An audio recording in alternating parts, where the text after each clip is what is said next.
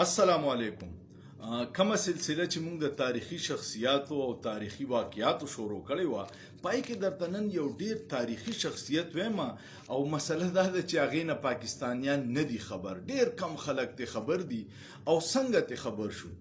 د ترکی صدر چې طیب اردگان پاکستان ته په دوره راغلی نو هغه نواز شریف وزیر اعظم په هغه ورځو کې میا صاحب او اقبال ظفر جګړه د پیښور گورنر هغوی په تقریب کې ناسو نو طیب اردگان د علامه اقبال د فلسفې ډېر صفت وکړو او بیا یې وی چې زمونږ هیرو عبدالرحمن پېښوري دی.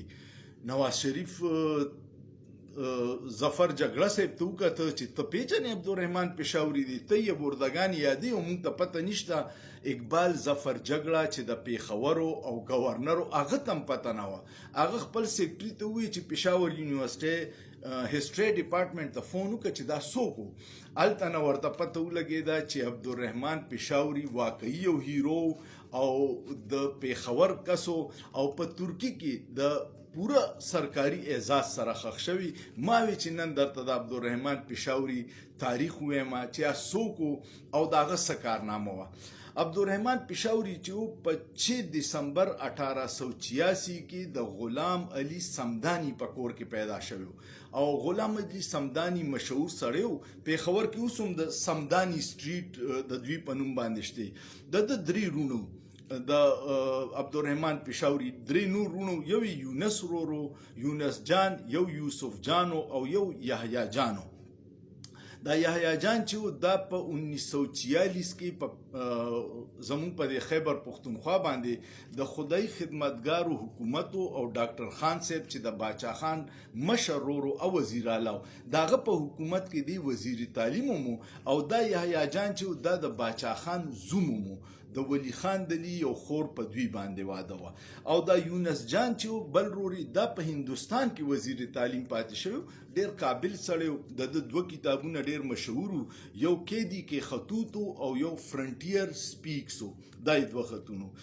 عبدالرحمن پېښوري چې ابتدایي تعلیم پیښور نه حاصل کو، هغه ورځو کې فارسی په کورس کې شامل و، اردو، فارسی او انګلیشي وي او بیا په 1906 نه د 1908 پورې دی لاړو علیګړ یونیورسټۍ ته، هلته سبق وي. په دغه دوران د خلافت عثمانیه خلاف سازشونه کېدل او هلته جنگ شروع. دوی داس چلو کو چې د هندوستان نه انګریزانو هلته اجازت نه ورکو نو دوی یو میډیکل ټیم جوړ کو چې یاره موږ به هلته کې په جنګ کې د زخمیانو مرهم پټی کو او هغې دپاره عبدالرحمن پېښوري خپل هر څه خرڅ کړه. هغه وی کو زه د کور نه خرچه وغواړم نو کیدای شي چې راله رانه کي او هغې میډیکل ټیم سره لاړو. هلته کې چې خدمات انجام کړه، جنګ چې ختم شو نو بس نور ملګري واپس راله او دی هلته پاتې شو. بیا دی په 1912 نه د 1925 پورې په ترکی په فوج کې شامل شو او د خلافت عثمانیه په فوج کې شامل او جنگونو کې به حصہ اخیسته. په دغه دوران دی بیا د ترکی د طرفه د افغانستان سفیر مقرر کو. دومره واقعیات دي مونږ ته نه یو خبر چې دومره غټ غټ خلک زمون په دې خطه کې پیدا شوي دي. خو یو بدقسمتي وشوه. په ترکی کې یو ډیر مشهور لیډر او داغه نوم رؤوف بی او داغه او د عبدالرحمن شکل ډیر ملاوېدو نو هغې په وجه باندې د رؤوف بی مخالفینو داغه په سر پیسې ورکړې وي او هغه قاتل چې راغی نو هغه د رؤوف بی په ځای عبدالرحمن پېښوري وویشتو او شهید شو. عبدالرحمن پېښوري بیا په سرکاري اعزاز سره د استنبول کې مکه ګریویارډ قبرستان دی، په هغې کې دفن دی او دا ډېره لوی د اعزاز خبره ده چې یو پاکستاني د ترکي د طرفه د افغانستان سفیر مقرر شوی او هغه رؤوف بی چې بیا یو مشهور سیاستدانو بیا د ترکی وزیر اعظم هم پاتې شوی.